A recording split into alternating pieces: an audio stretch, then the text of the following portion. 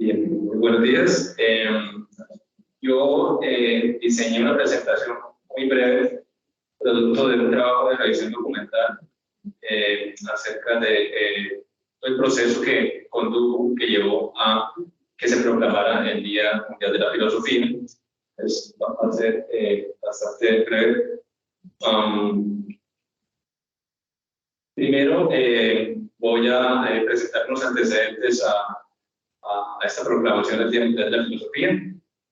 A continuación muestro la definición de lo que la UNESCO entiende por filosofía. Me parece también muy valioso que tengamos presente eso. A continuación, los objetivos de esa proclamación del Día Mundial de la Filosofía, realmente los resultados que se esperaban en ese momento conseguir con la celebración del Día Mundial de la Filosofía. Entonces, comienzo con los antecedentes. En realidad, ya se celebraban en 2012 por el Día de la Filosofía, pero era una celebración de tipo restringido, era una celebración solamente que se da en la sede de la UNESCO y en los estados miembros de la sede de la UNESCO. Desde allí se estableció la celebración cada tercer jueves del mes de noviembre. En 2012, en el primer año en el que se celebró como Día de la Filosofía, todavía no Día Mundial, sino Día de la Filosofía, donde participaron instituciones filosóficas de 53 países miembros.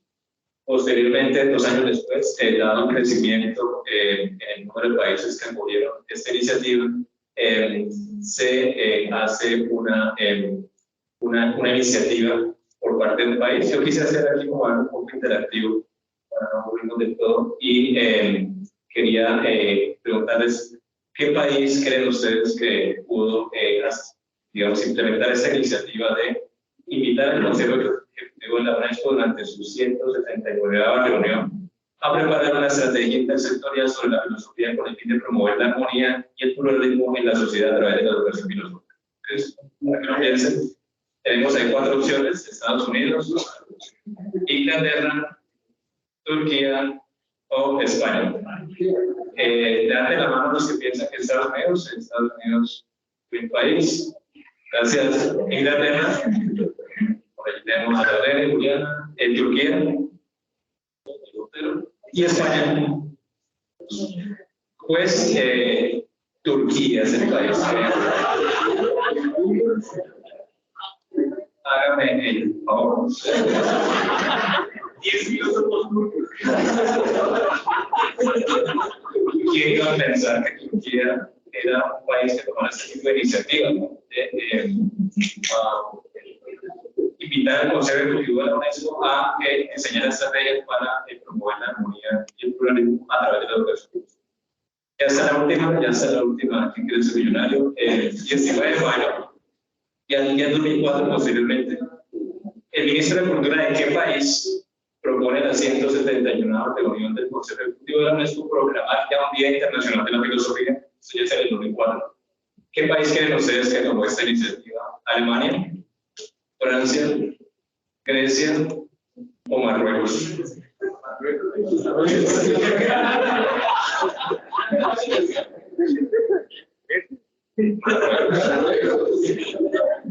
Es curioso, ¿no? A mí me sorprende que está hablando mucho de esto porque las potencias, no solamente a nivel tecnológico, económico, sino los países que son más representativos de la historia de la filosofía, no son los países que se han interesado en proclamar esta fecha como una celebración especial. Entonces, muy curioso que sean estos países que no, digamos, su historia, su tradición no es estrictamente filosófica, como ellos, digamos, comentaron estas iniciativas. Ya el 13 de abril del 2005, el Consejo Ejecutivo, hay varios niveles allí. Primero hay un Consejo Ejecutivo. Este Consejo Ejecutivo en su reunión 171 recomienda que ya la Conferencia General es como un segundo nivel de discusión. En la 33ª reunión proclama el tercer jueves de noviembre de cada año Día Mundial de la Filosofía. Pero es ya la fecha oficial, 19 de octubre de 2005, cuando ya la sesión plenaria de la UNESCO proclama el Día Mundial de la Filosofía. Aquí paso ya a la segunda parte de la presentación. Me parece también muy importante ver qué se entiende por filosofía a partir de la documentación de la UNESCO. Aquí yo comparto con ustedes un póster para el año 2017, la celebración del Día Mundial de la Filosofía, que me pareció muy diciente porque, curiosamente, en varios cursos hemos llegado como a un punto, a un lugar común, y es la importancia de las emociones en la toma de decisiones y en el pensamiento filosófico. Entonces, me pareció muy diciente esa figura. Tenemos en el lado izquierdo el cerebro y en el lado derecho el corazón, representando, imagino, como este dualismo entre razón y pasión. Que creo que de alguna manera está aquí afirmada en la definición que les voy a presentar a continuación. Esta es la definición, esto es lo que la UNESCO entiende por filosofía. Me parece muy interesante porque usualmente cuando uno ingresa a la filosofía se queda con la definición de la sabiduría, ¿no? Y sobre todo cuando le preguntan a uno, personas, familiares, amigos, ¿qué es filosofía? Termino como reduciendo la filosofía a ese esquema, ¿no? Pero esto es lo que oficialmente se entiende como filosofía, una disciplina que estimula el pensamiento crítico e independiente, capaz de actuar en favor de una mejor comprensión del mundo y de promover la tolerancia y la paz. Yo veo a propósito allí como una combinación de dos aspectos que a lo largo de la tradición filosófica se han establecido en la filosofía: el aspecto teórico, el pensamiento crítico para comprender el mundo. Y tenemos también el aspecto práctico, que es el de promover la tolerancia y la paz, llevado pues, al nivel también de las emociones, ¿no? El sentirse bien y el estar. Entonces, esa es la definición para que la tengamos presente, y qué es lo que significa hacer filosofía o ser filósofo de acuerdo a esta resolución de la UNESCO. Ya pasamos a los objetivos. Estos son los objetivos que se plantearon inicialmente en la proclamación del Día Mundial de la Filosofía: renovar el compromiso nacional, subregional, regional e internacional en favor de la filosofía. Ahí está el recorchete nacional, porque en el original hay un error allí en la traducción al español, se repite la palabra regional. Segundo, alentar el análisis, la investigación y los estudios filosóficos sobre los grandes problemas contemporáneos para responder mejor a los desafíos con que se enfrenta hoy en día la humanidad. Me pareció muy curioso que ya en el 2005 se estuviera siendo consciente de cómo la filosofía contribuye a la reflexión sobre ciertos problemas contemporáneos que se presentan quizás desde ese momento, ¿no? Bioética, se me ocurre tecnología, migración, qué sé yo. Todos esos problemas entonces son problemas en los que la filosofía tiene algo que decir. Sensibilizar a la opinión pública a la importancia de la filosofía, su utilización crítica de las elecciones que plantean a múltiples sociedades, los efectos de la mundialización. Ahí la traducción me parece como un poco desacertada, yo hablaría más de globalización, o la incorporación a la modernidad. Este objetivo me parece muy curioso porque se habla de una incorporación a la modernidad, ¿no? Hay debates sobre modernismo, si en realidad no hemos salido aún de la modernidad.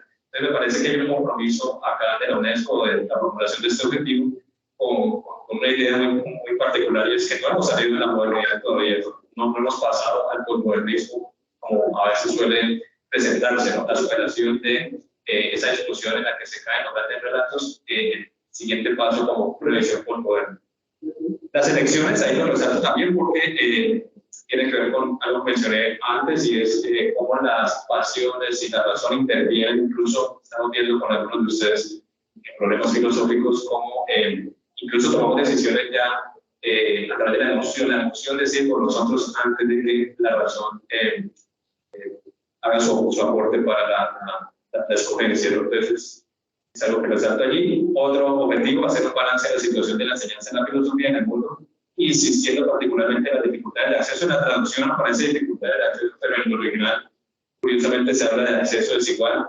No me queda muy claro qué significa eso, pero imagino que tiene que ver con el acceso tal vez a libros, a bibliografía. Estamos en el 2005, tal vez no estaba tan extendida la práctica de compartir en formato digital los libros, pero allí creería que hace referencia tal vez a esto, o al acceso de los estudiantes a de enseñanza de la filosofía. Y por último, el último objetivo: subrayar la importancia de la generalización de la enseñanza filosófica para las generaciones futuras. Ahí también generalización de la enseñanza no me quedó muy claro. Creo que más bien la traducción adecuada debe ser universalización, y creo que con esto se hace referencia con la cobertura, ¿no? A la importancia de aumentar la cobertura de la enseñanza de la filosofía.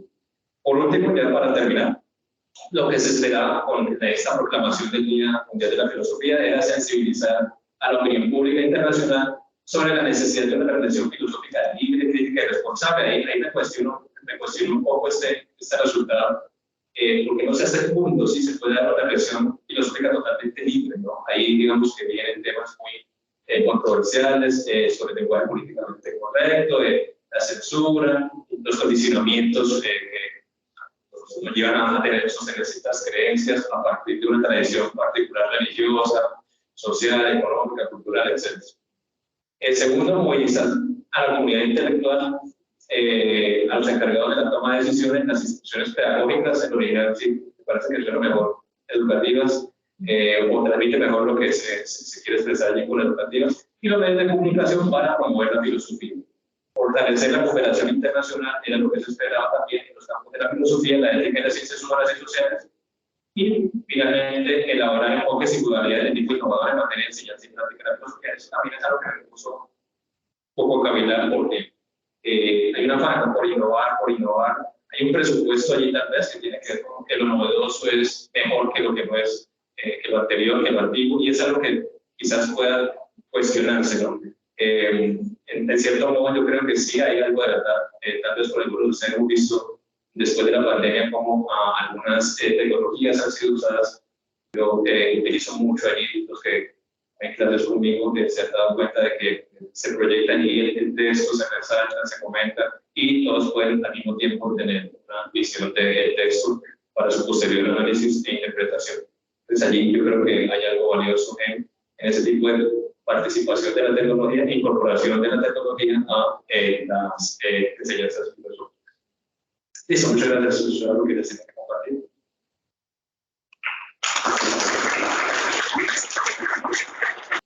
A continuación, la presentación del libro Cultura de Salud Humanizada, a cargo del docente y instructor del programa de filosofía Alejandro Osis.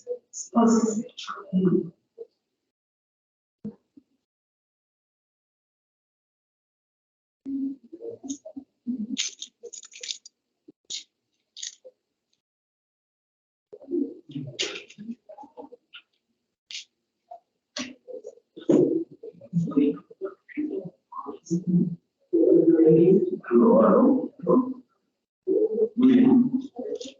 Muy buenos días para todas y para todos los asistentes, estudiantes, profesoras, profesores y presentes. Bueno, quiero darle las gracias al profesor Pablo, director del programa, y a las otras personas que pensaron en que pues, les hablara de este texto.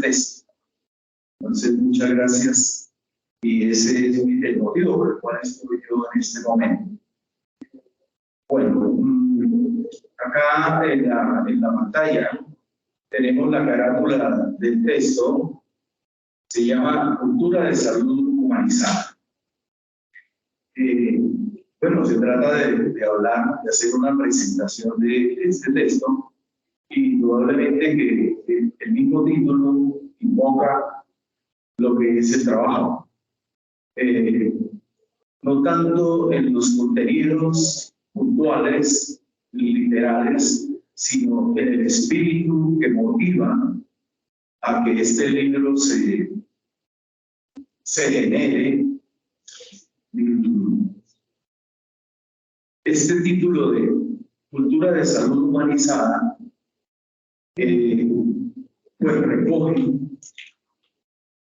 muchísimos años de experiencia y sobre todo muchísima reflexión y muchas ideas que han transitado por la cabeza de quienes lo producimos. Esta carátula es una obra de arte de un diseñador industrial egresado de la Universidad de Pamplona, llamado Mauricio Araca. Este profesional ya falleció desafortunadamente muy joven. Produjo esta obra de arte y muchísimas más. Este diseñador es el hermano de mi esposa, y pues quise también con rendirle también un homenaje a esta persona, y ahí quedó plasmada una de sus obras. Por eso empiezo haciendo alusión a este artista.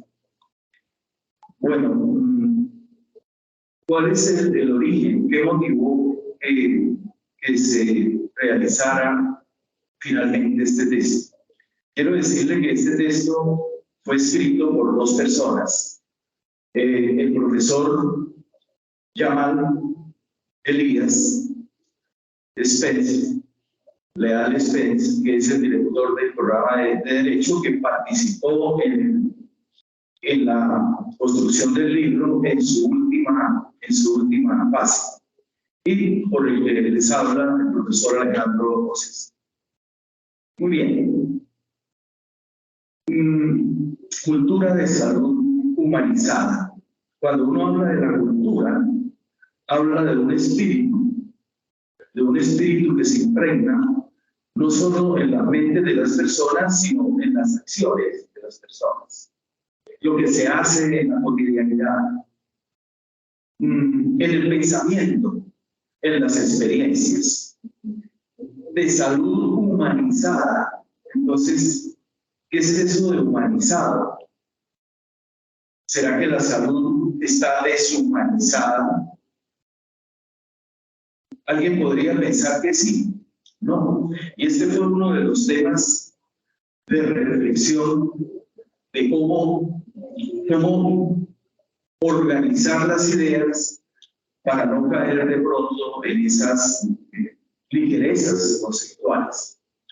Y muchas veces uno oye decir que la salud en Colombia es deshumanizada. No es cierto.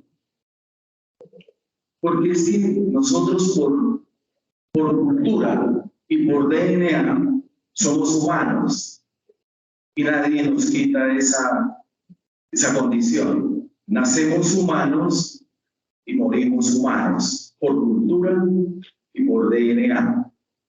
Lo que ocurre es que a veces la salud, que debe ser un derecho, y ya lo es por la ley estatutaria del año 2015, no se contempla de esa manera. Y nosotros también, como usuarios, no hacemos valer nuestro derecho fundamental a la salud. Entonces, por eso la salud a veces es indolente, es insensible, inhumana, pero no deshumanizada. ¿Por qué humanización de la salud? Porque sí podemos humanizarnos. ¿Qué significa humanizarnos? En mi percepción, en mi entendimiento, para poder construir este texto. Humanizarnos significa algo muy sencillo, que todos los días logremos ser mejores seres humanos. Eso es humanizarnos. Y ese es el propósito de la humanidad entera. Para eso existimos, para ser mejores seres humanos, para con nosotros mismos, para con nuestros semejantes y para con el planeta entero. Entonces, ese es un concepto, una noción importante, hablando solo del título. Pero ¿de dónde nace? ¿Cómo se origina realmente esta idea? Eso nace desde mi propia experiencia. Por el azar de la vida, siempre he estado vinculado a la educación en salud. Yo no tengo formación en salud.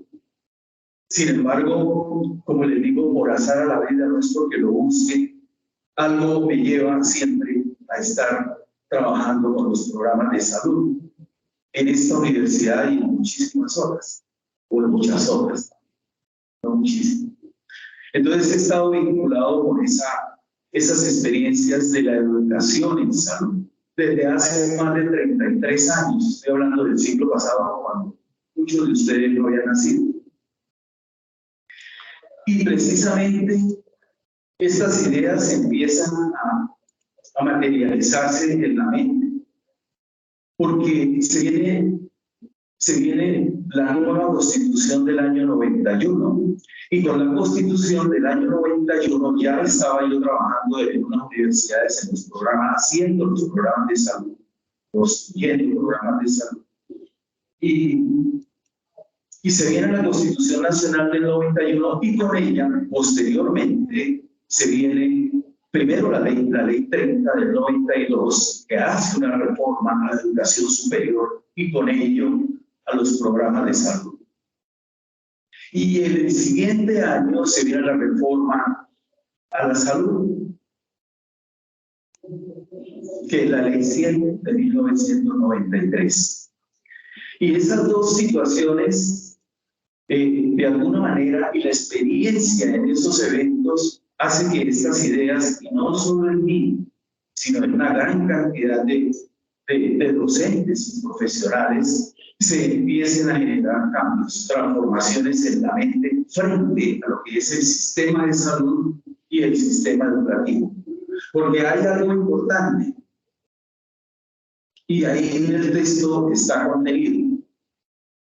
Los médicos que atienden, a veces yo en el libro digo que en lugar de atender tanto, deberían entender más. Es un problema de la indolencia en salud. No entienden que el que llega ya y al que llamamos paciente, que nadie es paciente cuando esté enfermo, o alguien es paciente cuando tiene un dolor gástrico o cualquier dolor, cualquier sufrimiento. Nadie es paciente. Hay que cuidar, hay que entender más al ser humano. Nuestro sistema de salud no está diseñado para eso. Y ahora miraremos. Y empezamos a darnos cuenta de que la ley 100 genera un nuevo paradigma en el Sistema Nacional de Salud. Y es un paradigma que no lo inventamos nosotros, de hecho son copias del sistema chileno, que lo copiaron a la vez del sistema español, y así sucesivamente, el sistema de salud. Y nosotros llegamos acá y construimos una ley 100 hermosa. Usted la lee y es un poema. Que a propósito fue propuesta en su esencia por el expresidente Álvaro Uribe Vélez, que fue uno de los primeros promotores y además dueños de gran parte de ese sistema de salud. Es decir, ya el sistema obedecía intereses políticos como tiene de ser, porque no hay nada en el mundo de la sociedad humana que no esté atravesado por un pensamiento político, incluyendo la educación. Entonces empezamos a darnos cuenta del paradigma de la salud. Y el paradigma de la salud, como les estaba diciendo, es decir, los médicos y los profesionales de la salud que nos atienden, que poco nos entienden y poco nos cuidan, están profundamente relacionados con la educación, porque es ahí, acá, donde se forman estos profesionales de la salud. Y de la manera como ellos se forman, así van a tratar a sus pacientes. Entonces empiezo a darme cuenta de que los currículos de los programas de salud tenían debilidades muy fuertes, entre esos la formación en humanidades, porque uno no se humaniza al azar, uno no mejora su condición de humanidad como hace un mago cuando se levanta el sombrero y saca el conejo de un momento a otro y de la manga saca otro conejo y por acá otro y se llena de conejos de un momento a otro, quién sabe de dónde salieron y si son verdaderos. Uno solo se humaniza educándose, con una formación humanística de eso me he dicho cuenta y me he dado cuenta a través de toda la experiencia que he tenido en esos programas de salud. Entonces, ahí ya hay un principio rector, y es que no podemos humanizar los servicios de salud si nosotros no estamos humanizados. Lo mismo que hablamos cuando expresamos la educación integral, la formación integral. ¿Cómo formamos integralmente si nosotros no estamos formados integralmente? Son preguntas interesantes para llegar a la calidad. Porque es que en la salud también debe haber calidad, que tiene que ver con el bienestar integral humano, y que no lo consigue o no se consigue solo porque tengamos un desarrollo cognitivo, científico, tecnológico y técnico muy desarrollado. No, el espíritu de la calidad de la salud está en el problema de la humanización, porque es todo un problema. Entonces, el primer elemento que hay que mirar es que el sistema educativo está muy relacionado con el sistema de salud. Por eso, en este momento, coincide también en que se está haciendo una reforma a la educación y se está creando la ley estatutaria en educación que no se ha creado en Colombia en este momento. Y es la que nos garantiza la educación como un derecho fundamental en la salud. Ya ocurrió eso con el exministro Gaviria en el año 2015, donde se emite la ley estatutaria de salud. Y es una ley hermosa, igual que la ley 100. Uno la lee y dice, caramba, nosotros, ¿cómo pensamos de lindo? Pero cuando usted mira la ley 100 y la ley estatutaria, que aún falta por reglamentar, son poemas para los ángeles, porque tienen muy poca capacidad de implementación. Ahí está el problema. La implementación de la ley 100. Y eso, en eso ya hay demasiada ilustración. Basta leer a la doctora Corcho, que es médica, psiquiatra y además magíster en politología, etcétera, etcétera, que trabaja muy bien, pues ministra de salud. Trabaja muy bien el tema y nos lo explica a la perfección. ¿Qué es lo que pasa con el sistema de salud? ¿Por qué hay que reformarlo? Así como también estamos pensando por qué hay que reformar la ley 30. ¿Y por qué hay que constituir una ley estatutaria en educación? Ojalá no se quede solo como letra. Entonces, un primer elemento que quería comentarles es que este texto no nace por generación espontánea, como el mago, sino que se va generando en el tiempo, en las experiencias y las reflexiones, y en ideas que se van apuntando y que a veces duran ahí por 1 o 2 años, sin moverse, porque además de ser profesor, he sido y soy papá, soy esposo, me ha tocado trabajar en 4 y 5 universidades a la vez, antes, durante 30 años, para poder sostenerme y sostener mi familia. No ha sido fácil. Además de dedicarse a escribir, pero ahí están las ideas. Y hace unos 4 años retomé y fui avanzando, concretando ya con la experiencia esta temática. Entonces, el origen está en la experiencia educativa y fundamentalmente en la articulación con el sistema, con los sistemas de salud, el sistema de salud en Colombia. Escudriñando, mirando precisamente desde la educación al sistema de salud para poder desde la educación mejorar la humanización de los profesionales de la salud. Ese ha sido el espíritu. Y no solo el espíritu, sino las experiencias prácticas Cuando se hizo el programa de medicina acá, yo estuve en ese proceso. El espíritu, como dice Bachelard, el espíritu de ese programa, no solo cognitivamente y tecnológicamente, era el espíritu de formar profesionales médicos y de los demás programas de la salud, precisamente humanizados.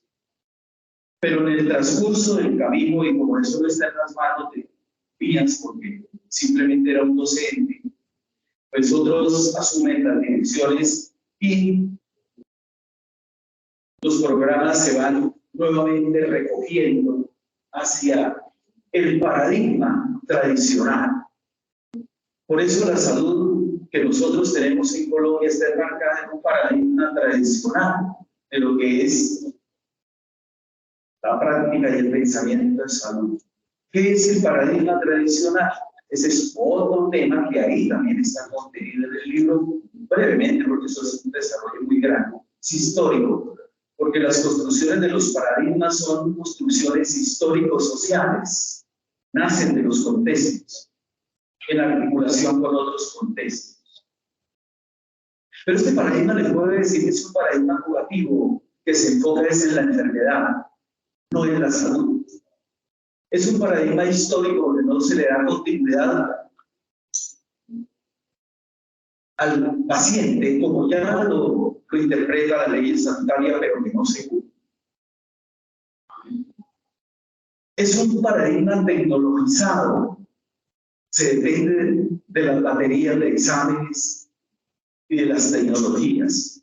Y es un paradigma, en grosso modo, que convierte a la salud y a la enfermedad, al proceso de salud y enfermedad, al ciclo vital o la ruta vital humana, en una mercancía, en un objeto que se vende y se compra. Ese es uno de los problemas que tenemos en el sistema de salud. Cada año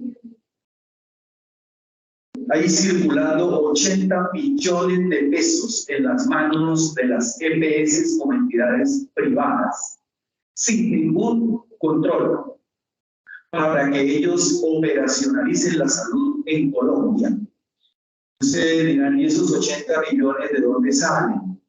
Usted, todos, porque esa es la plata de los colombianos que ponemos en las manos de los dueños de las EPS para que ellos operacionalicen, compren los medicamentos y atiendan y cuiden la salud de los colombianos. Esta es la crisis central. Por eso el paradigma ya no se sostiene y ha sido muy difícil de implementar, porque hay intereses muy mezquinos y muy comerciales en el sistema de salud.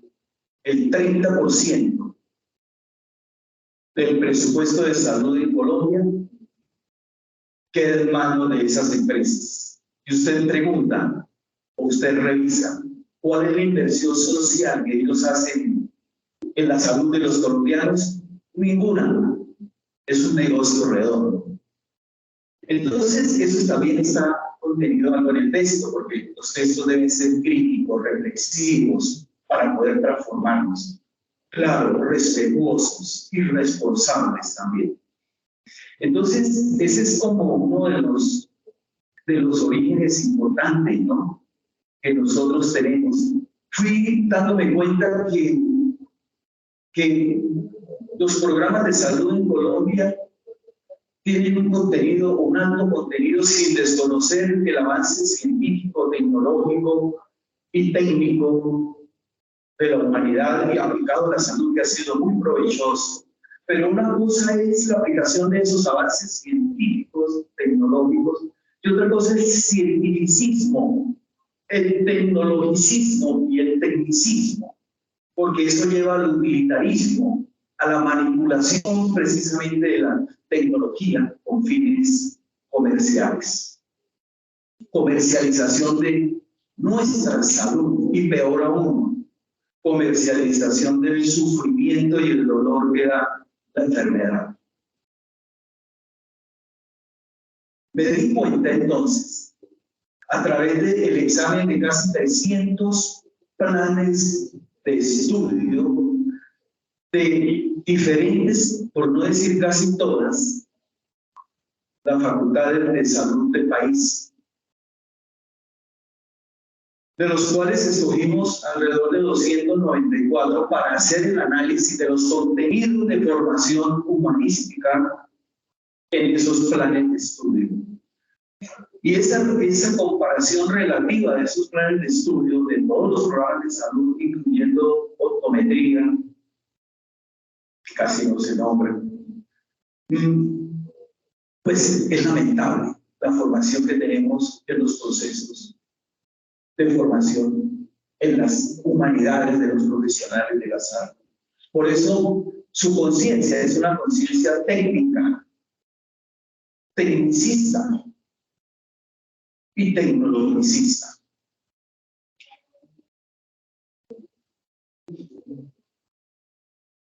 El humanismo, la formación humanística, conecta el espíritu, conecta la humanidad con la otra humanidad. Porque cada vez que un profesional de la salud sana, él también se sana. Cada vez que un docente educa, él también se educa. Entonces se conecta, no en una dirección, no en una sola dirección, sino dialógica, de reconocimiento del otro, de inclusión del otro, que sufre como consecuencia de un malestar físico, psicológico, mental o espiritual. Eso nos falta en las facultades de salud, no solo de esta universidad, del país. Eso me di cuenta. Ese estudio no está incluido en el test. Eso está en un artículo que en este momento se está ya revisando por parte de una revista para una posible revisión. Dentro del texto se consideró un eje como es el desarrollo humano, precisamente en contraposición a lo que es el desarrollismo economicista. Entonces, se tomó como eje el desarrollo humano, precisamente en la dirección de que lo que necesitamos es ser mejores seres humanos a través de un proceso de humanización, y que eso se da desde que el estudiante de los programas de salud entra a una facultad, desde ahí, en el primer semestre. Es muy triste ver cómo en todas las instituciones y en casi todos los programas, cuando se habla de que hay que orientar en la formación ética, los estudiantes piensan eso como un relleno, como también piensan del resto de los cursos de humanidades. Yo duré muchos años acompañando como docente a esos cursos. Y esa es la mentalidad que se tiene. Porque lo más importante de pronto es la morfología humana, o las patologías, o las toxicologías, o otros cursos, y la cirugía, etc. Entonces, ese es un tema interesante que está ahí contenido en el texto.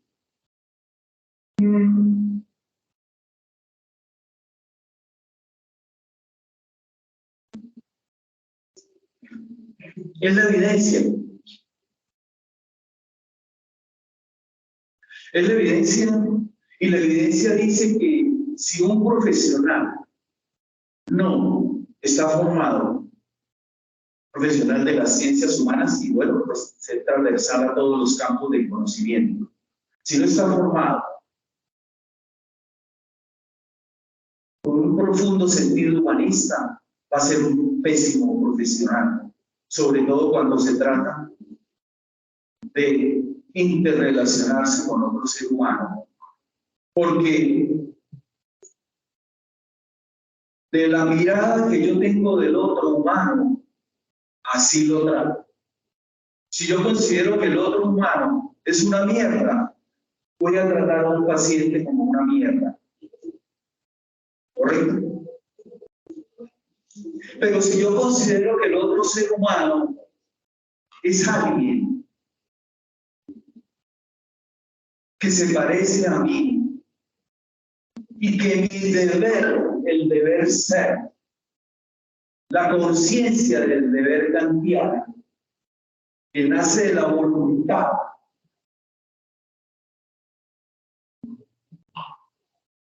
si ese sentido del deber es el cuidado del otro, porque para eso me formé, pues lo voy a tratar como un ser humano que merece mi respeto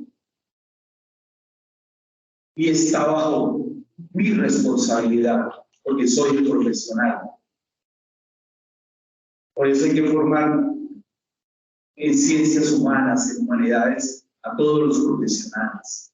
Nosotros nos hemos dedicado desde niños a enseñar números, letras, pero poco el arte del aprendizaje, del afecto, de la felicidad. No nos enseñan a abrazar, no nos enseñan a expresar palabras amorosas, porque es nuestra cultura patriarcal, cerrada, machista.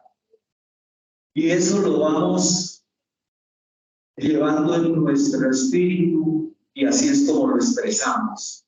Y junto a eso llegan otros prejuicios, porque no se trata de carencias epistemológicas, porque la ignorancia no son carencias cognitivas, como lo dice Aristóteles. La ignorancia son los prejuicios que habitan en nuestras mentes y que tienen que ver que como yo soy el médico, soy el que sé. Y cuando la persona llega, mire, es que me duele aquí. Desde hace 3 días no me aguanto el dolor. Creo que el intestino, el estómago, el médico le dice, usted cállese porque yo soy el que sé. Eso es ignorancia. No porque el médico carezca de conocimiento, porque está lleno de prejuicios.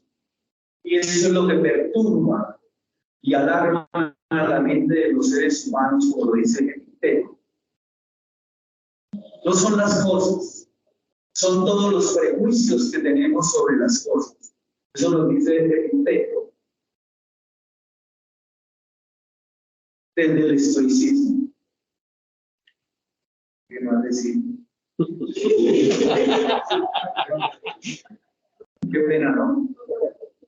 Yo me emociono, ¿no? De todas maneras, ese es como un hijo, ¿no? Entonces uno siempre está queriendo significar al hijo por lo más profundo, ¿no? Bueno.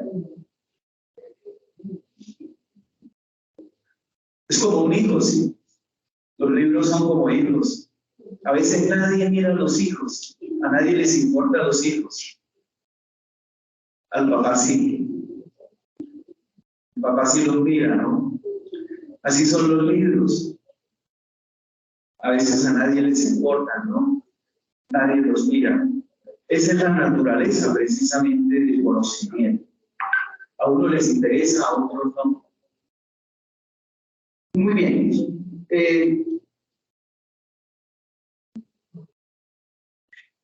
Entonces, el eje central es el desarrollo humano. Pero ese desarrollo humano se articula con los procesos de formación que nosotros hacemos desde acá. Desde acá.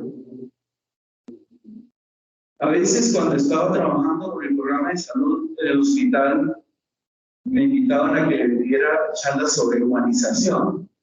¿Por qué? Porque estaban afanados. En el año 2019, el gobierno nacional a través del ministerio saca la política de humanización de la salud y escribe unos excelentes textos, pero muy técnicos, ¿sí?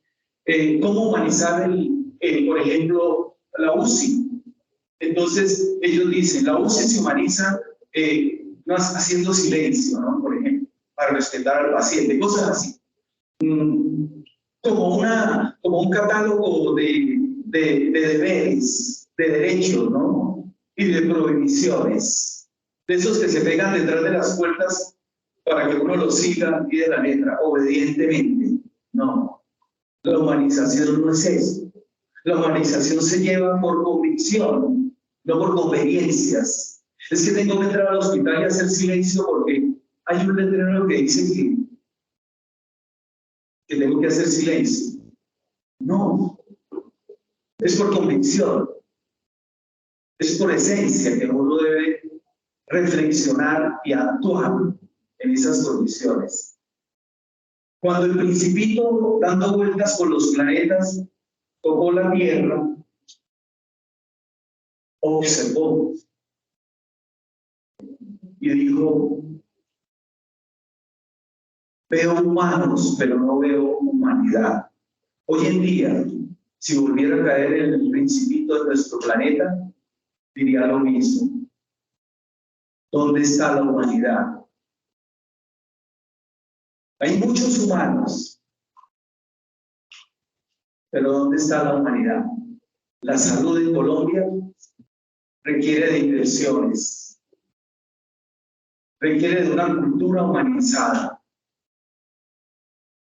requiere de un trato digno, requiere del respeto por los derechos humanos, como es el derecho a la salud y otros derechos. No sé si tengan alguna pregunta. El profesor Yamal no pudo estar porque en este momento está en Bogotá, comisionado por el señor rector, creo. Entonces, no puede estar acá. ¿Sí? Sí.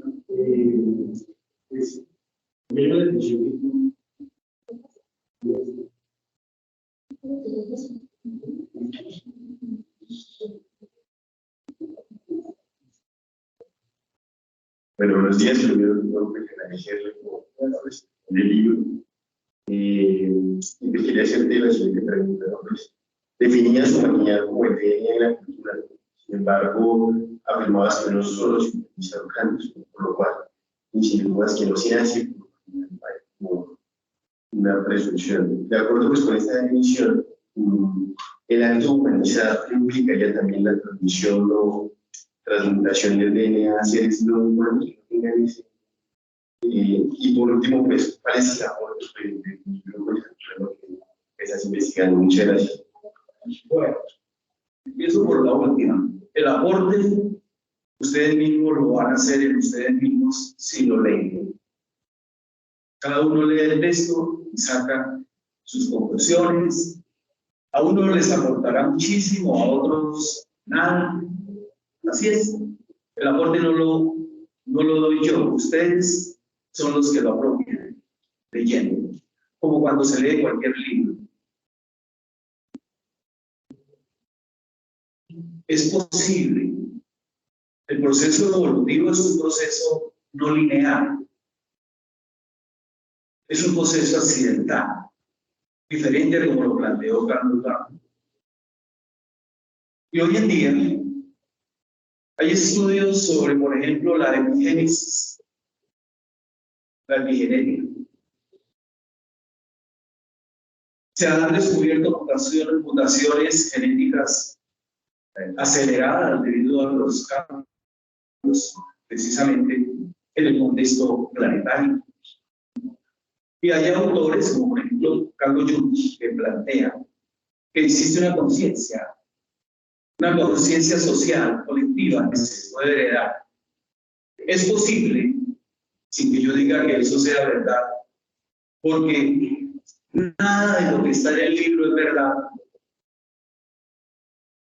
Es posible que alguien en algún tiempo alguna inteligencia artificial, posiblemente, que ya no veremos yo por lo menos,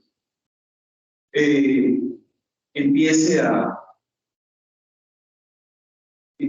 concluir que el proceso de humanización también se puede acelerar de una manera biológica del DNA, que es lo que se está preguntando. Hay un ritmo, la naturaleza tiene un ritmo y la naturaleza diseña los seres vivos de acuerdo a ese ritmo, a esa estructura de la vida. Pero los seres humanos, a través de la ciencia y la tecnología, la podemos acelerar. Bueno, ese es el desarrollo del pensamiento científico. Y la otra, la primera, realmente me disculpa, doy disculpas porque no la oí muy bien, no la oí.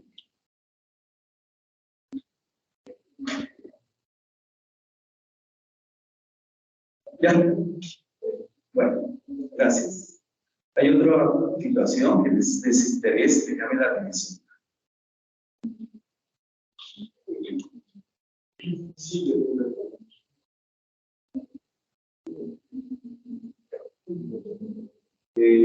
Buenos días para todos. Primero agradecerle al profesor Alejandro por la presentación del libro también.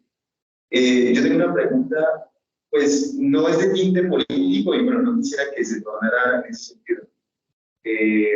Pero a propósito de cultura humanizada, me suscita una pregunta con ocasión, pues, su merced da luces de que conoce el actual sistema de salud, cómo se integra pues, socialmente y políticamente.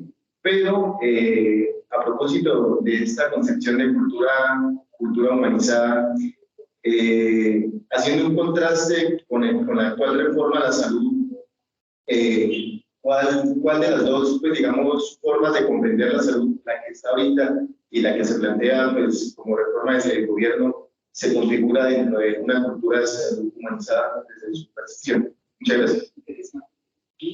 Gracias, sí. Interesante. Ahí el texto contiene un poquitico también de esa parte. Yo traté de dar pildorita, ¿no? Para que de ahí empecemos una reflexión. El tema de la humanización de la salud no es un tema nuevo. Ya desde Almatá, en los años 70, Almatá es una población de Rusia, se diseñó un modelo alternativo al modelo patocéntrico, curativo, que es el que tenemos, hospitalario, bioclínico. Hay un modelo alternativo y ellos lo establecieron como, lo iniciaron con el tema de atención primaria en salud. Atención primaria en salud. Que ese paradigma se fue promulgando entre las naciones que asistieron a Almatá en el año 70 y fue muy interesante porque era una alternativa. De hecho, ese sistema de atención primaria en la práctica ya se estaba dando en Europa y aún muchos países como Inglaterra, por ejemplo, Francia, Alemania, el Canadá, los Estados Unidos, ellos no han implementado ese sistema de atención primaria con tanta fuerza. Y además articulados con los derechos sociales que ya se estaban promulgando en las Naciones Unidas como derechos fundamentales de la década del 60, y que fue el logro precisamente de ese estado proteccionista, ¿no? De la década de los 60, después de la posguerra. Se implementó un modelo de salud destinado a atención primaria, así lo llamaron en Almatá. Y la gente dice, ¿de qué se trata eso, no? Pues es un modelo preventivo, porque es que en la salud hay algo que es muy importante. Todas las enfermedades, incluyendo las más, digámoslo, las más complejas, sin que sean enfermedades de origen genético, malformaciones genéticas, son prevenibles. Todas las enfermedades las podemos prevenir. Pero este sistema no es un sistema de prevención de la enfermedad y de promoción de la salud. Ese es el cambio con el modelo de salud que se implementa nuevamente. Esa es la propuesta que se hizo y que está contemplada y que ustedes pueden leer como el modelo de atención primaria que invoca la prevención y la promoción de la salud comunitaria, la medicina social, la salud colectiva, que en nuestro país casi no se ve, pero cuando uno va a Argentina, Chile, Brasil, inclusive Ecuador, México, tienen el sistema de salud colectiva supremamente avanzado. De hecho, mi esposa es doctora de salud colectiva en Argentina y ella fue quien hizo el prólogo de este libro. Cuando alguien, por curiosidad, lo quiera leer, ella fue la que hizo el prólogo de este libro. Es decir, este libro es de la familia, ¿sí?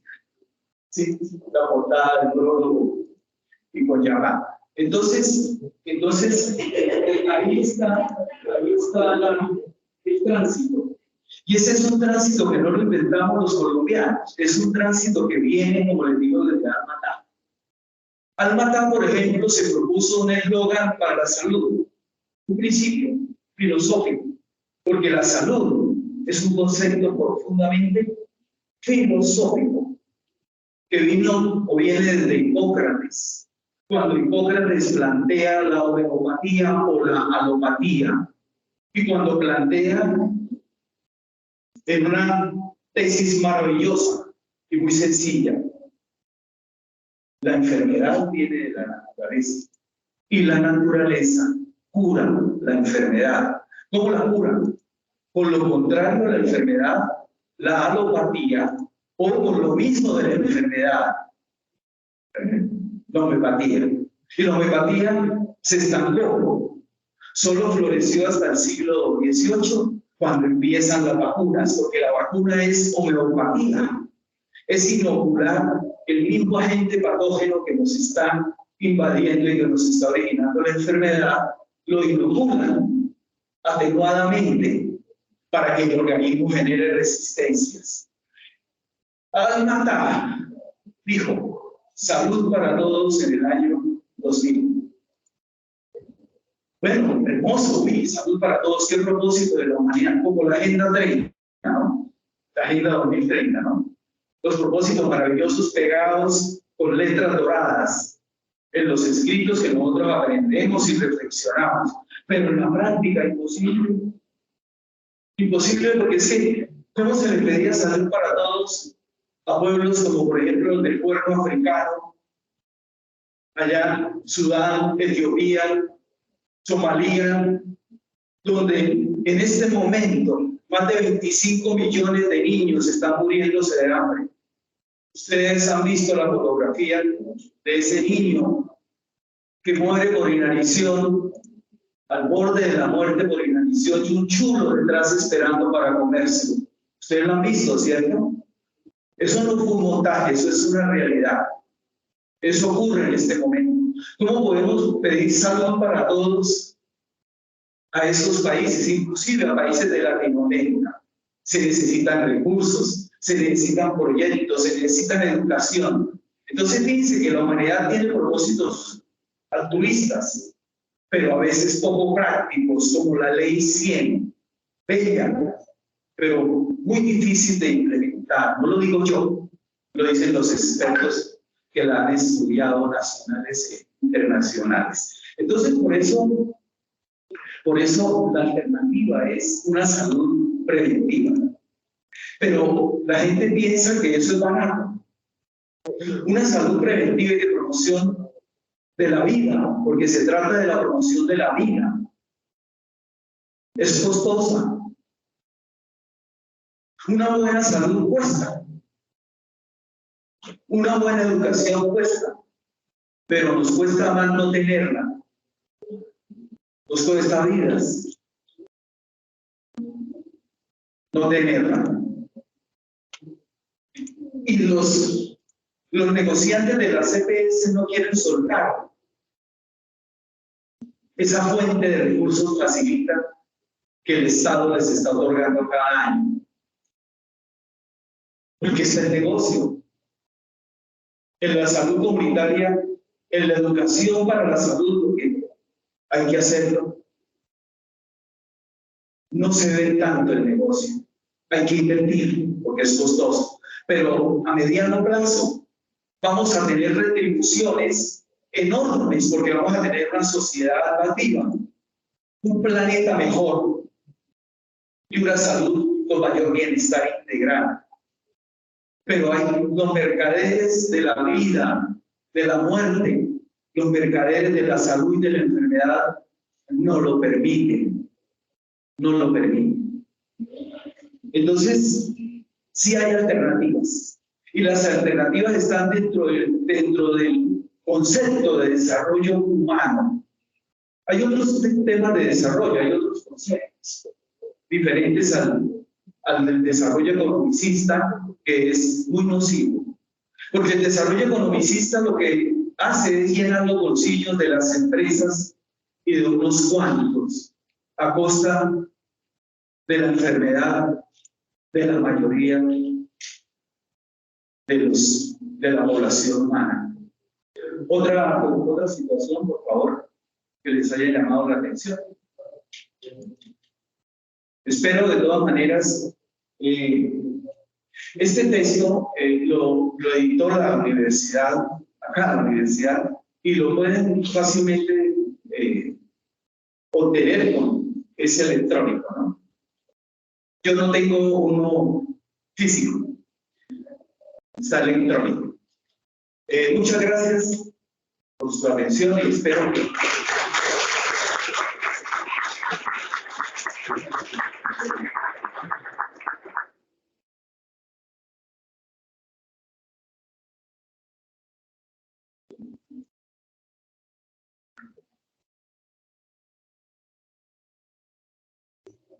Agradecemos al doctor Carlos Perea Sandoval por su presentación y a continuación vamos a hacer la presentación del libro Programa de la Madre Tierra, la voz de la Pachamama, a cargo de su autor, doctor Carlos Perea Sandoval.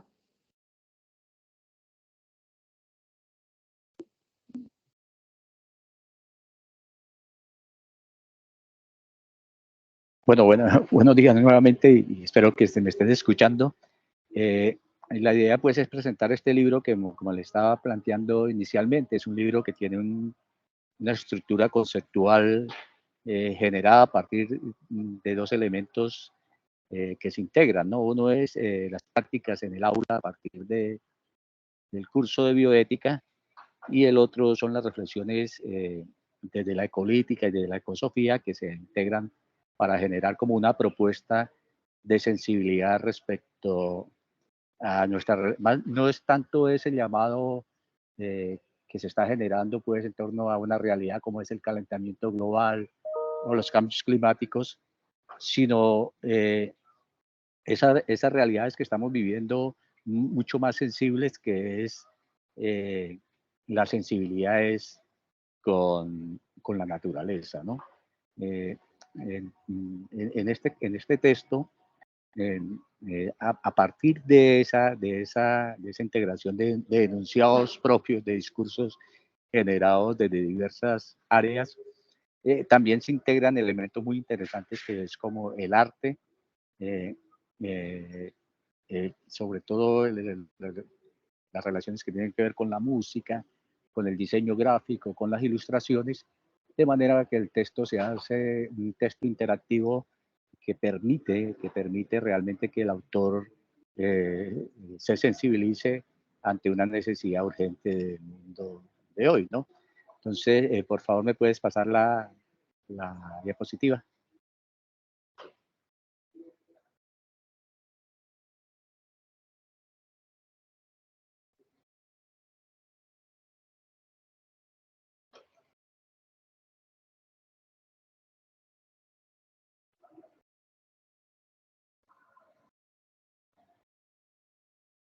La anterior, la 2, la positiva, la 2, esa. Bueno, aquí el problema es que aparece ahí, no sé si lo pueden ampliar, pero el problema es ¿cuál es esto?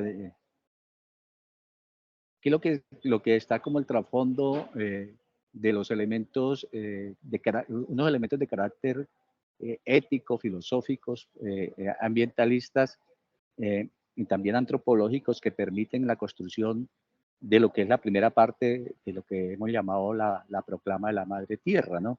Entonces, en ese sentido, establecemos una relación entre la condición de la humanidad y la condición de la naturaleza y la condición de la vida amplia, la existencia y la condición biomoral que se construye a partir de esas relaciones.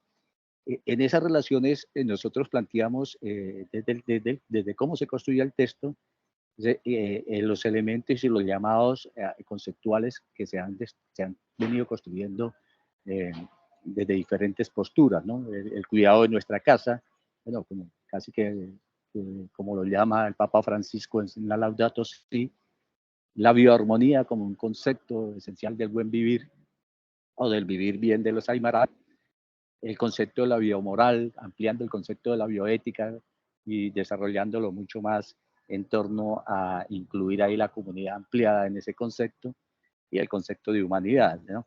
Y el concepto, entonces, trabajamos el concepto de la cooperación, el cerebro, el tejido de la existencia relacionado con la biomoral y el cerebro biointegrador, que es una visión diferente en la que se construye, además de la inteligencia colectiva y el cerebro social.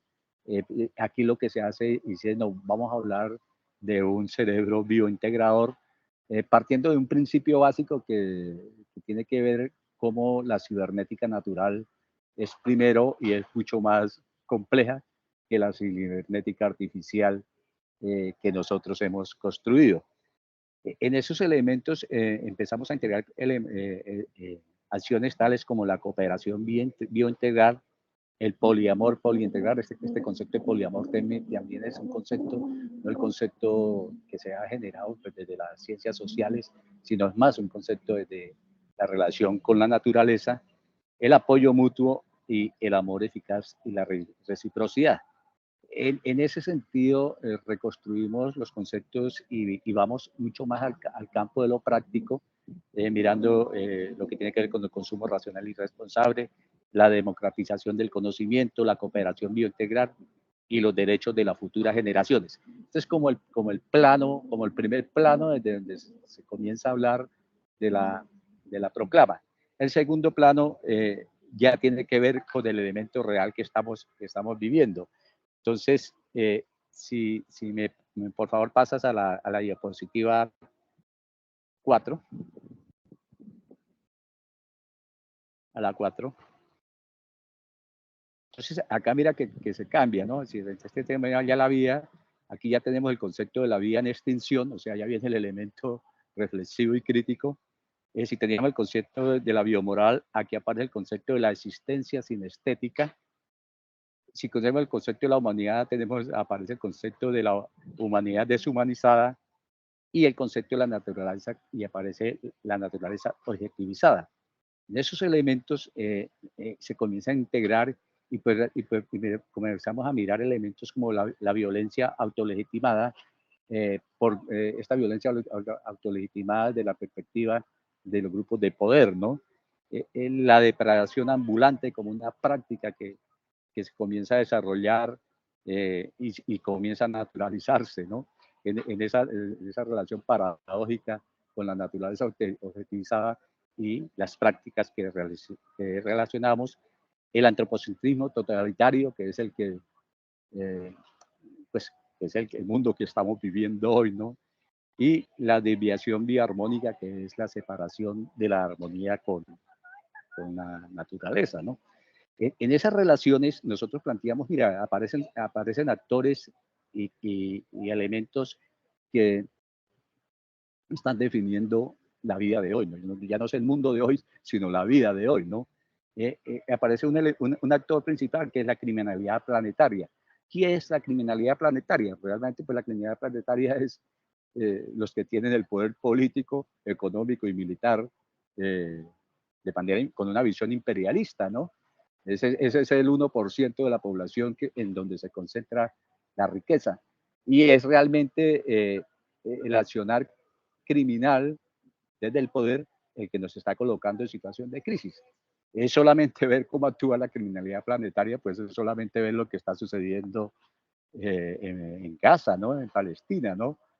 Cómo se deshumaniza una población a través de discursos y prácticas, y esa deshumanización de la población, la criminalidad planetaria comienza a, a naturalizarla en el resto del mundo, ¿no?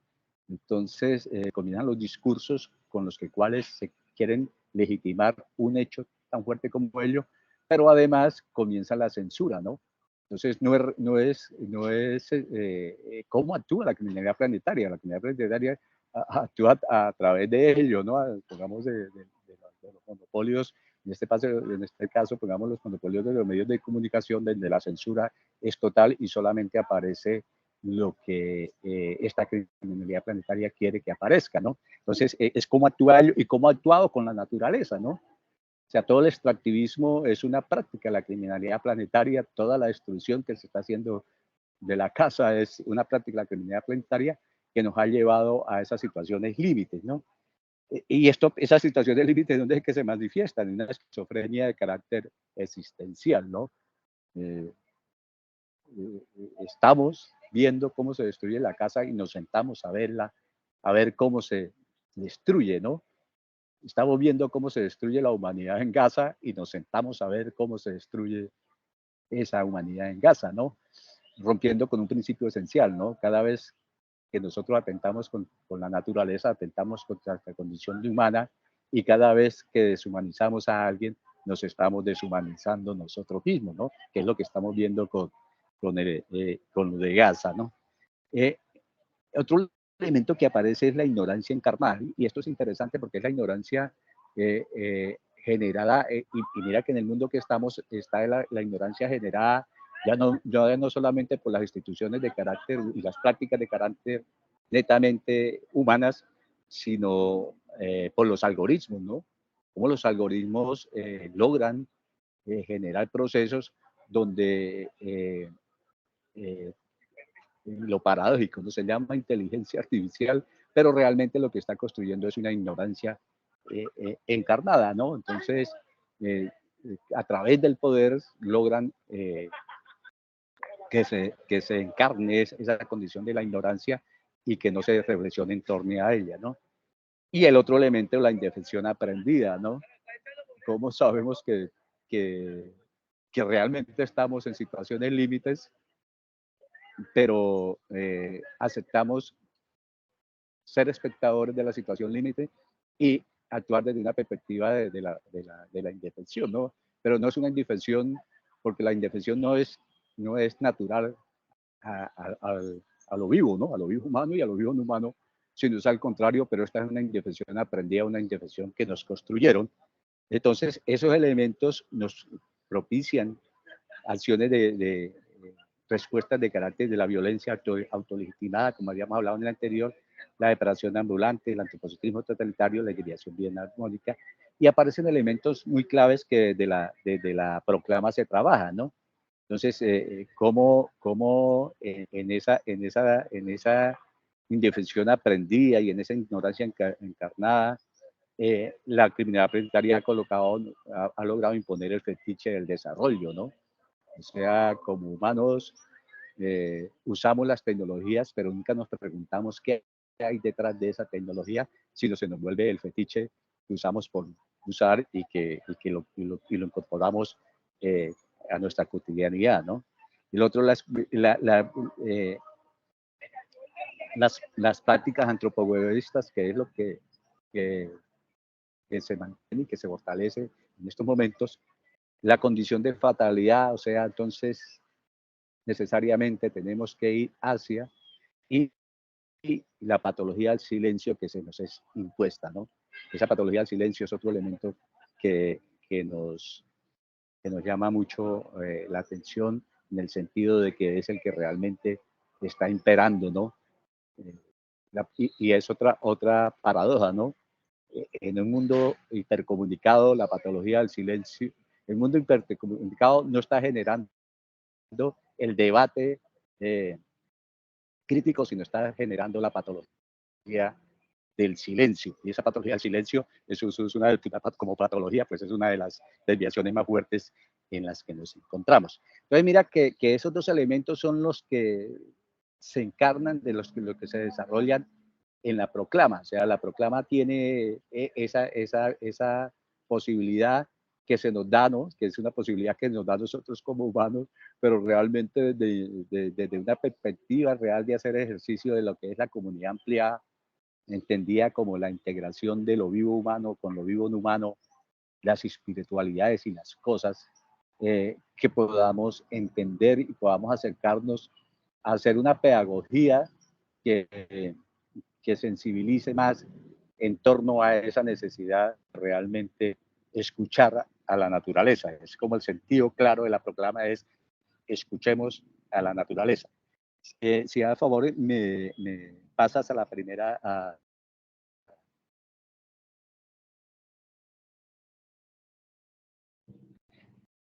la primera página, pues a la primera diapositiva.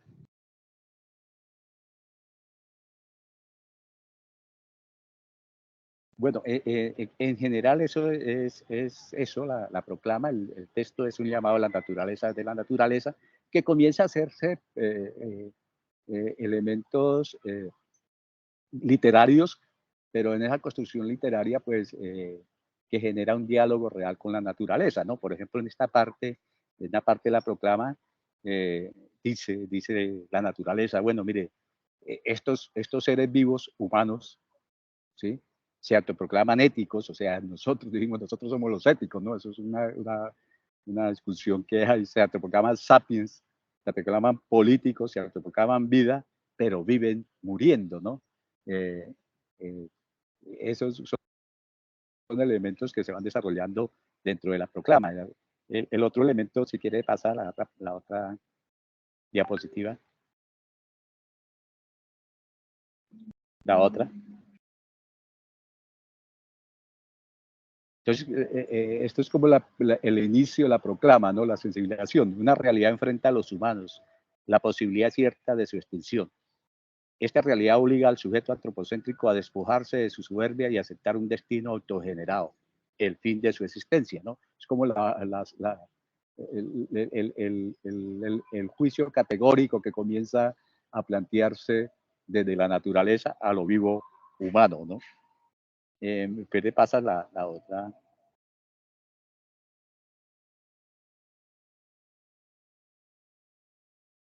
La otra. Bueno, aquí él vive muriendo que les había comunicado, si quiere, sigue.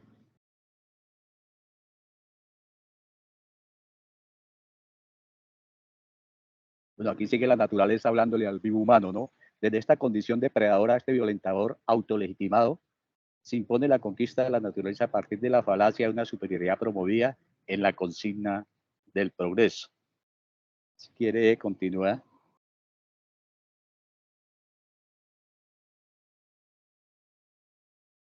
Y comienza la naturaleza, pues, a decir, bueno, no todo está perdido, no esa fatalidad es real, podemos conciliar y te vamos a acoger, ¿no? Te acogemos en un mundo de vida, te acogemos en un mundo de poliamor, eres naturaleza, vives por naturaleza, nuestras vidas son reciprocidad. Sigue. Y una invitación, ¿no? Te invito a ser agua, anfibio, tierra, árbol, fuego, calor, aire, ave, amor, ser poliamor. Estos son elementos de carácter literario y musical que están incorporados en el texto. Entonces, si quiere, volvemos a la primera diapositiva. Bueno, acá no sé si puedes ingresar al link y en el link está, este elemento viene dentro del texto. No todos los textos vienen con un código QR que nos permiten ingresar. En este caso, pongamos, ingresamos como a una especie de síntesis del texto de manera audiovisual.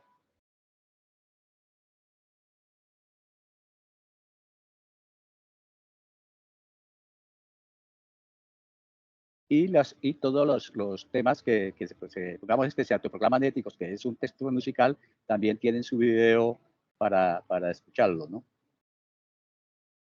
Si puedes entrar al link.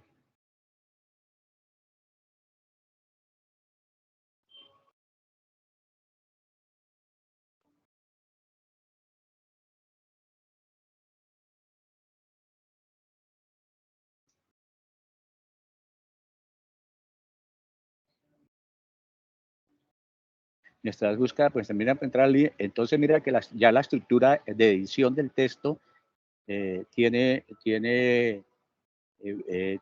tres elementos fuertes, ¿no? Un elemento pues es el elemento del contenido, que tiene las bases científicas del discurso, y el otro el elemento artístico, el elemento del arte, está ligado, pongamos, con estas presentaciones que con el código QR que está en el libro se puede ingresar. Y si quieren, ponemos a escuchar la proclama.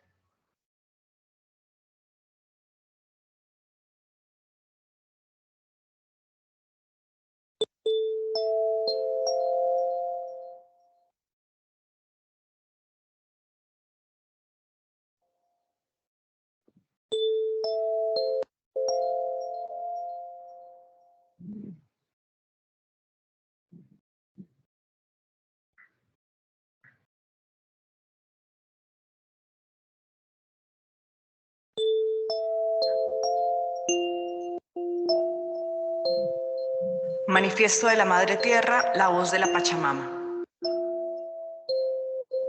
Este manifiesto es un acto de poliamor que desde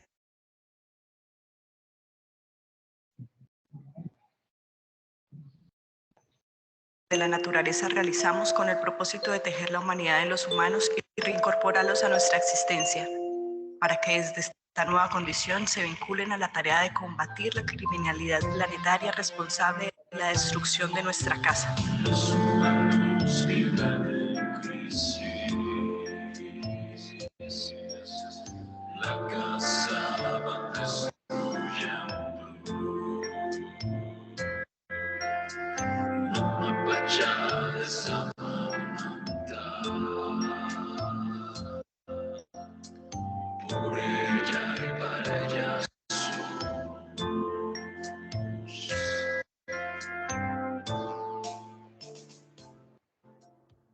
Una realidad enfrenta a los humanos, la posibilidad cierta de su extinción. Esta realidad, consecuencia de la ruptura del metabolismo entre lo social y lo natural, del resquebrajamiento del equilibrio y la interacción de las leyes naturales y sociales, obliga al sujeto antropocéntrico a despojarse de la soberbia y aceptar como destino autogenerado el fin de su existencia. Estos seres se encuentran envueltos en la paradoja de ser cada vez más humanos, pero expresar menos humanidad.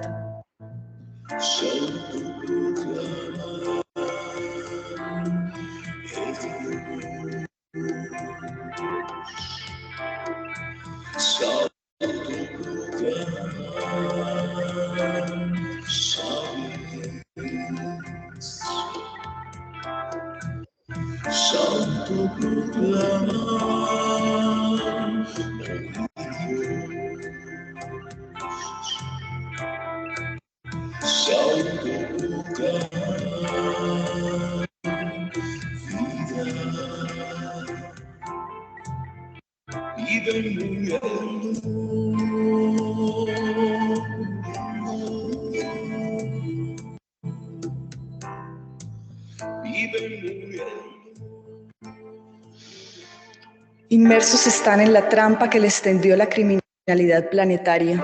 Sostienen un modelo de economía enraizado en la explotación de lo vivo, humano y no humano. Creen en la falacia de que el uso y el abuso egoísta de la naturaleza les garantiza felicidad y bienestar. Rompen el principio ético de la cooperación biointegral. Obsesionados por competir entre ellos y con la naturaleza, se han convertido en sujetos sin una estética de la coexistencia cooperativa.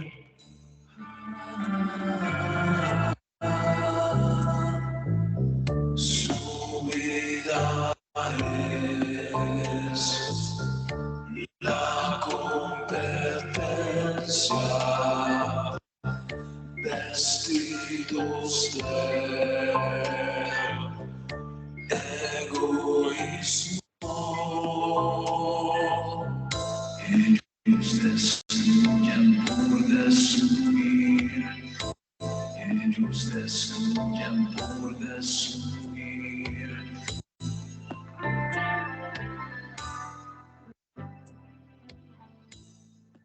Desde la naturaleza hablamos y enseñamos a estos primates que el apoyo mutuo y la reciprocidad son los pilares de una ética compartida de la vida y que esto implica trabajar colaborativamente en el tejido de la existencia. Les invitamos a reconocer la cibernética natural, la que propicia e integra los valores de todos los organismos con quienes compartimos casa y a incorporar en sus actos nuestro principio categorial biomoral, fundamentado en la práctica del altruismo recíproco. Les recordamos que en la naturaleza no hay catástrofe, hay bioarmonía.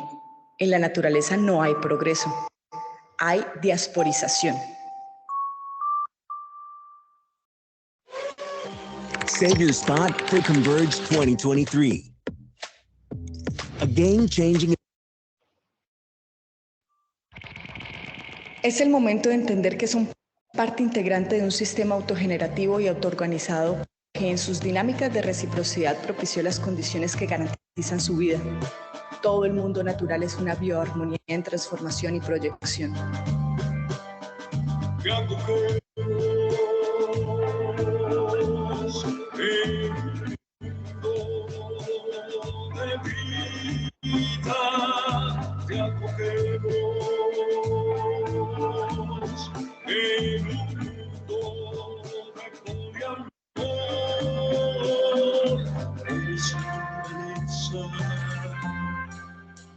Vives por naturaleza, eres naturaleza, vives por naturaleza.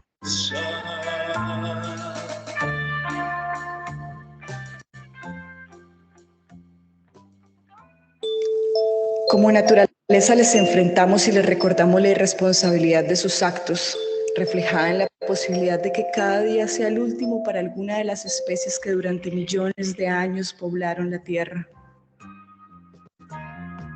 Cada vez que acaban con una especie, destruyen su condición de humanidad. Con cada acción que contribuye al calentamiento global, destruyen su propia casa. Destruyes tu humanidad. Destruyes tu propia casa. Vives solo en soledad. Un desierto sin arenas.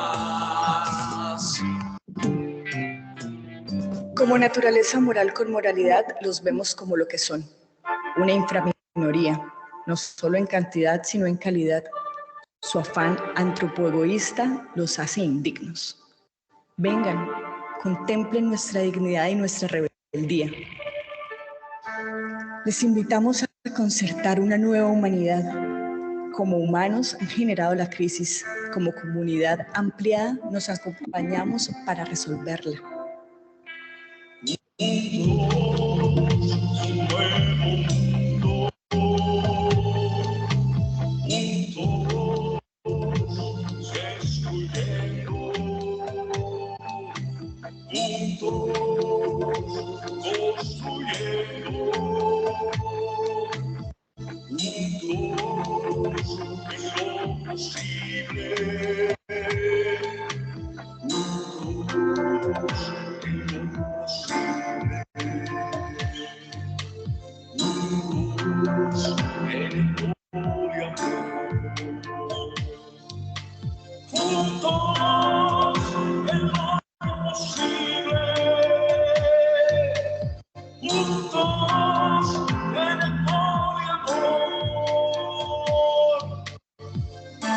Es un imperativo de vida destruir la criminalidad planetaria, la macroadministración fraudulenta, el totalitarismo financiero, el partido único mediático, la patología institucional, pilares y fundamentos de un modelo ideológico que atenta contra los derechos humanos y los derechos de la naturaleza.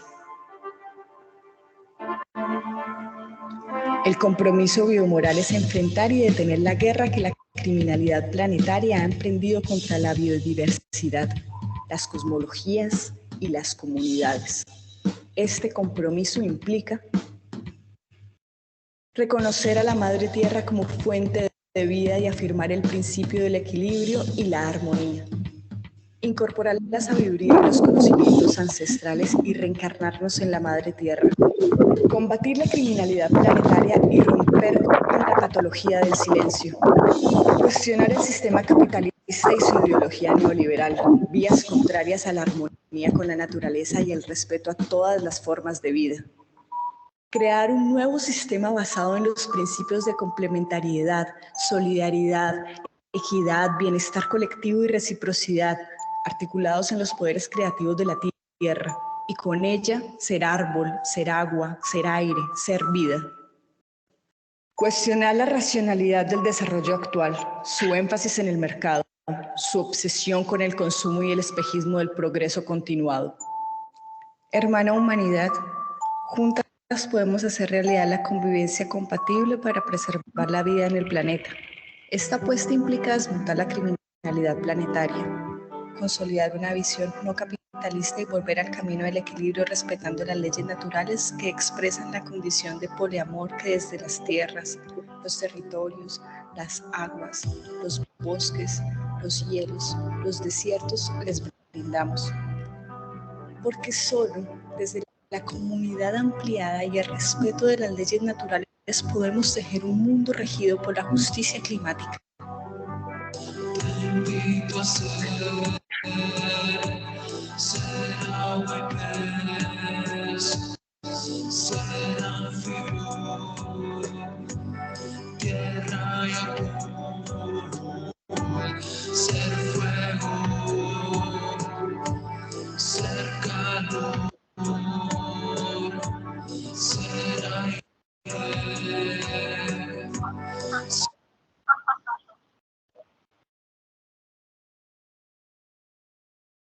Bueno, esa es como en esencia la síntesis de la proclama en ese audiovisual.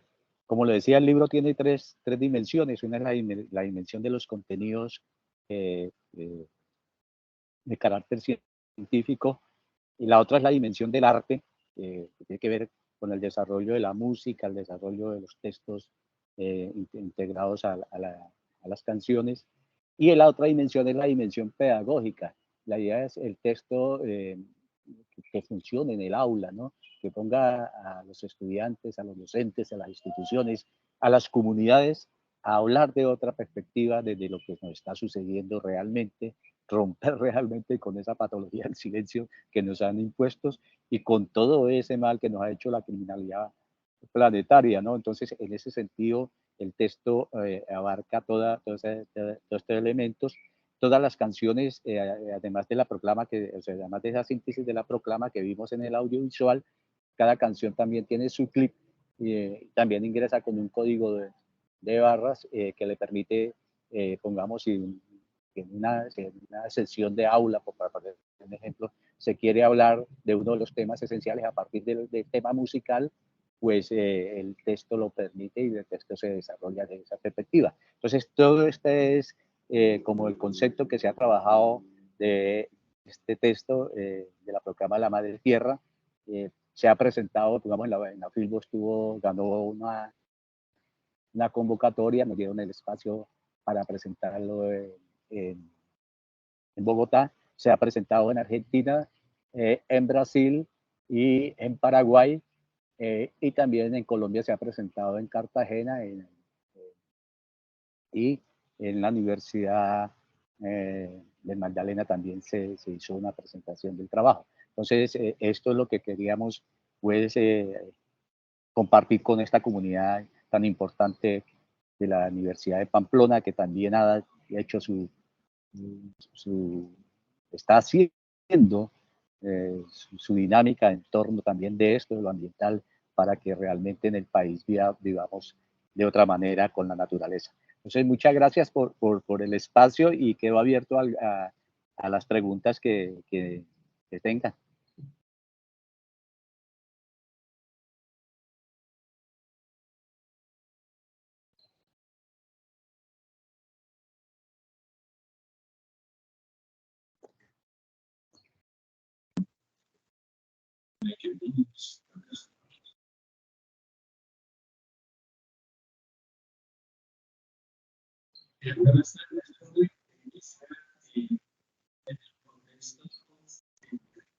Es que no escucho.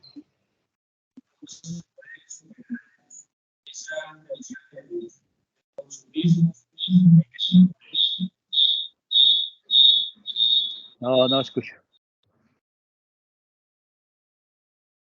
No se escucha ruido.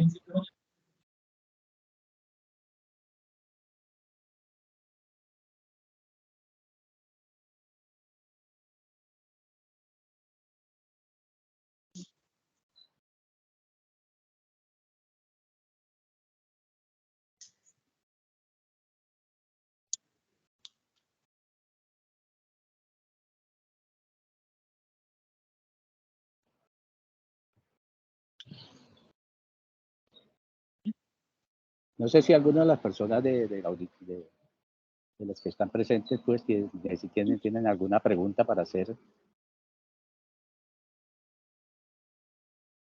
Pues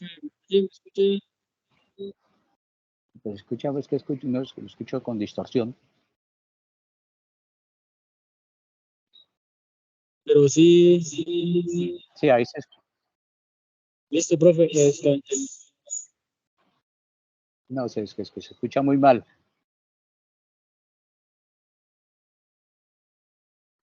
Listo, profe. Pues teniendo en cuenta el modelo capitalista que se está viviendo.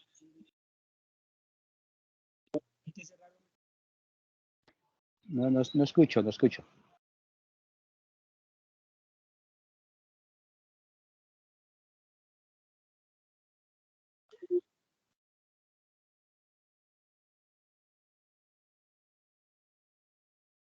Profe, teniendo en cuenta el modelo capitalista que estamos viviendo hoy en día, ¿cómo se propone superar ese modelo desde las programas que usted está haciendo?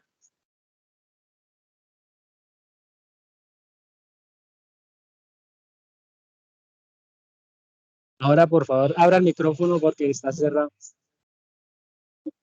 Sí, pues imagínense, es un modelo, el modelo de capitalismo, cuántos siglos ya lleva instaurado y cada vez con mucho más fuerza, pero son modelos hechos por los humanos, ¿no? Y todo lo que es hecho por los humanos se puede también transformar por los humanos, ¿no?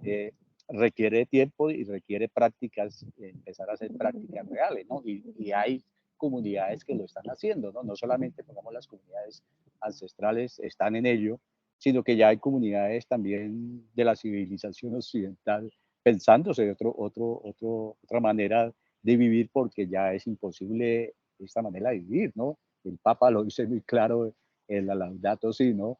La única forma de transformar esto es transformando el modelo del capital en el que estamos viviendo, ¿no? Entonces, pero eso es una lucha contra un poder grande, pero no es imposible, ¿no? Hay que desarrollarla porque lo que se nos viene son situaciones límites, ¿no?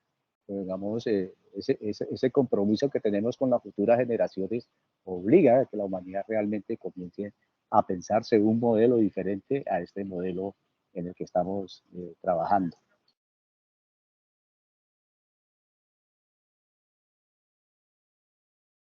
Perfecto, profesor Carlos. Muchas gracias. ¿Me escucha bien?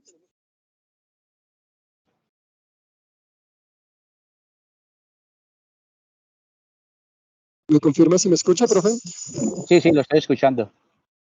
Perfecto. Bueno, primero que todo, agradecerle por su participación, por compartir pues este trabajo y de su tiempo para interactuar con nosotros. Yo quisiera preguntarle en torno a lo que puede comprenderse como una ética compartida de la vida que usted propone. Es esa reflexión, cómo podemos aplicarla a las dimensiones personales de la interacción de cada uno de nosotros, es decir, cómo aplicar esa ética compartida de la vida a los pequeños actos, a las formas de interacción en la vida cotidiana, en la vida privada, porque pues claramente tiene una dimensión macro su propuesta, pero quisiera conocer de su parte ¿Cómo piensa usted que puede ello aplicarse en las dimensiones particulares? Muchas gracias. Bueno, mire, hay elementos muy interesantes que tenemos que empezar nosotros como comunidad académica a hablarlos, ¿no? El primero es ese romper realmente con la visión antropocéntrica, qué significa, ¿no? Y cómo realmente asumir el concepto de comunidad ampliada, ¿no? O sea, realmente no existe el sujeto antropocéntrico como nos lo instauraron. Eso es una construcción artificial y cultural, ¿no? Realmente nosotros somos unos sujetos de vida. O sea, en nosotros está incorporado lo vivo humano y lo vivo no humano y las cosas, que eso es muy interesante. Entonces, en ese sentido, lo primero que cada vez que nosotros no nos podemos construir como sujetos éticos solamente desde la dimensión de ver lo humano desde lo humano, o sea, la ética del humano para lo humano, que son éticas del humano para lo humano, que nos crearon el artificio de separarnos de la naturaleza. Realmente tenemos que incorporar la ética de la naturaleza también a nuestra condición del humano, ¿no? Por ejemplo, Kropotkin lo planteaba muy bien en su desarrollo de la visión ética, cuando él decía, mire, hay elementos de la ética que nosotros incorporamos porque los vimos que primero actuaron, por ejemplo, en los animales, ¿no? Él dice, el concepto de compasión. El concepto de compasión no fue una creación humana, fue una creación que nosotros observamos que se manifestaba en los animales y la incorporamos a nosotros, ¿no? Incluso el concepto de apoyo mutuo. Entonces, mira que hay muchos elementos que tenemos que ir transformando para desarrollarlo. Y lo otro, articularlo ya en lo particular, en el hecho, ¿cierto? Porque la ética se florece en el hecho, ¿no? En el momento. Es ese concepto de Camilo Torres, el padre Camilo Torres, el concepto de amor eficaz, ¿no? Y el concepto de ese amor eficaz es en el momento donde se necesita realizar ese acto de amor, ahí es donde se construye el sujeto ético, ¿no? Y el concepto de reciprocidad, si no hay esos dos conceptos, pues queda en discurso, ¿no? Quedan nuestras prácticas en discursos, quedan en eso que no construye, ¿no? Sino que realmente hay que construir. Entonces, en ese sentido, creo que ese es el elemento que constantemente tenemos que incorporarlo como acción de vida y sobre todo en estos tiempos tan críticos y de crisis, ¿no?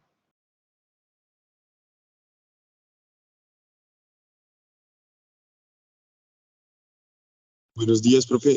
Muchas gracias por compartirnos en su presentación.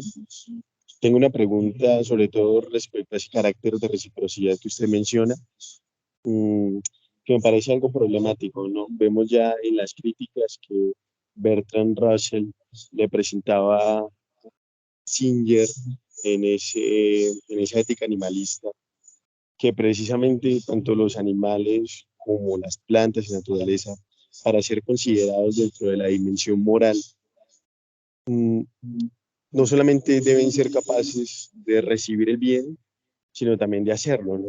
¿Cómo podrían los animales ser conscientes de esa dimensión moral y por lo tanto también hacernos el bien a nosotros, ¿no?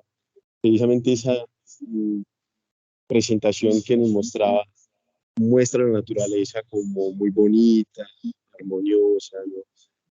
Sin embargo, la naturaleza no suele ser así, ¿no? La naturaleza se busca precisamente un animal comerse al otro, ¿no? Las plantas luchan por el sol, entonces no hay como un cuidado por el otro, una especie de compasión, sino que son valores que nosotros reflejamos en la naturaleza, ¿no? Entonces, ¿cómo la naturaleza, entendida como los animales y las plantas, pueden ser conscientes también de esa obligación moral de dar el bien y no solamente recibirlo? Muchas gracias. Sí, en ese sentido, pues sí, la discusión es amplia, ¿no? Porque una cosa, o sea, no podemos humanizar lo vivo en humano, ¿no? O sea, lo vivo humano tiene sus diferencias con lo vivo en humano, pero las dinámicas propias de lo vivo en humano sí tienen unos procesos, por eso la cibernética natural nos supera, ¿no? O O sea, por más que lo vivo humano trate de construir elementos de cibernéticos artificiales, no se acerca a nada a esa cibernética natural, ¿no? Solamente es mirar el proceso de la fotosíntesis, no más, ¿no? O sea, los únicos seres que pueden realmente hacer una cibernética natural con la energía solar, pues somos vegetales, ¿no? Pero nosotros no podemos decir, o sea, en ese sentido de darle la condición humana, de nuestras dimensiones humanas a lo vivo humano, no, pero sí las podemos interpretar, ¿sí? Sí las podemos interpretar y decir, mire, realmente, si fuese cierto que pongamos que la naturaleza en sus dinámicas operaran solamente pensando en la construcción, pongamos, de un modelo solamente, pongamos un modelo solamente para lo vegetal, pues no hubiese sido posible la vida de ninguna otra forma, ¿no? Ni la vida de nosotros los humanos, ni la vida de los animales, ¿no? Porque necesariamente tiene que existir la energía solar transformada para poder nosotros subsistir, ¿no?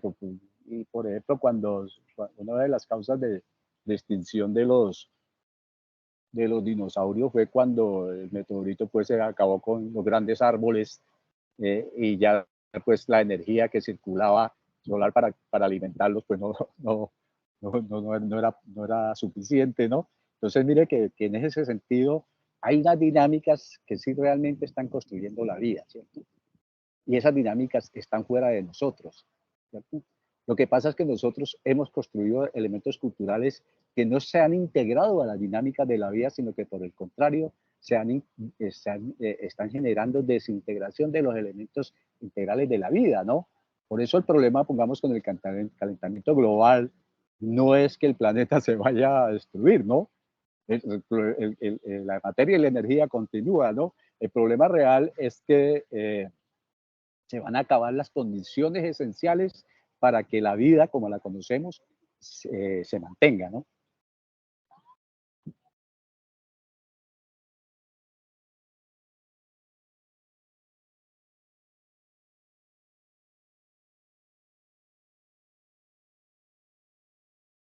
No sé si hay otra pregunta.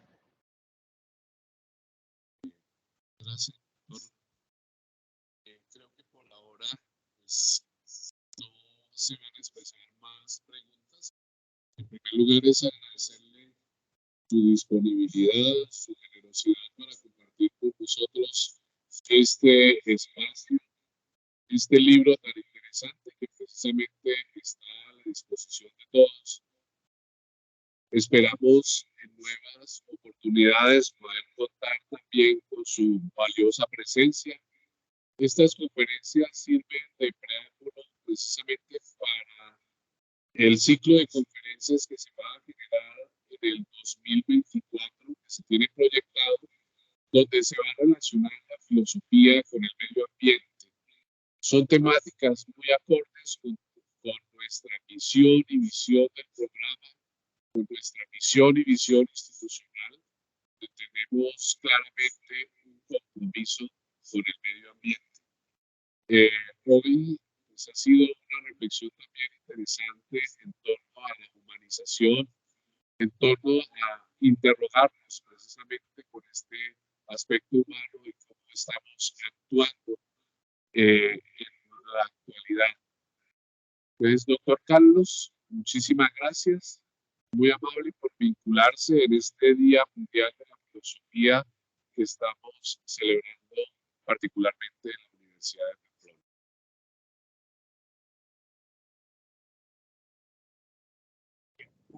Profe Pablo, recordar que el libro que produce el profe Carlos queda a disposición para quien quiera adquirirlo. En el Departamento de Filosofía, por favor, me busque y yo tengo unos cuantos volúmenes que el profe nos facilitó.